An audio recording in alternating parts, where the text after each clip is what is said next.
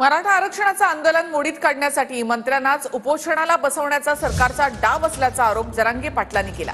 2 मंत्री हे आंदोलन करणार असल्याचं जरांगे पाटील म्हणाले। यावर प्रवीण दरेकरांनी सरकारची भूमिका स्पष्ट केली। मंत्री कधीही आंदोलन करत नाहीत, जरांगेंचं वक्तव्य निराधार आहे असं दरेकर म्हणाले।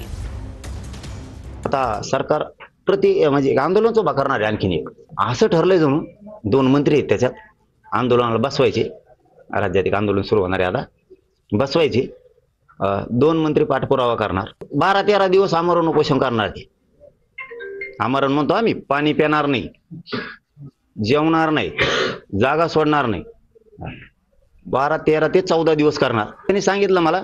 आणि 14 दिवस झाले की आम्हीच बैठक लावणार आहे म्हणे। तसं ठरलंय बसायच्या आधी मुख्यमंत्र्यांसंग। बेगडी आंदोलन आणि बेगडी सरकार नाही, मला वाटतं सरकारमधला मंत्री कधी आंदोलन करत नाही, त्याच्यामुळे कुठल्याही प्रकारचा आधार अशा प्रकारच्या वक्तव्याला नाही। काही निराधार बोलायचं अशा प्रकारचं ते वक्तव्य दिसतंय।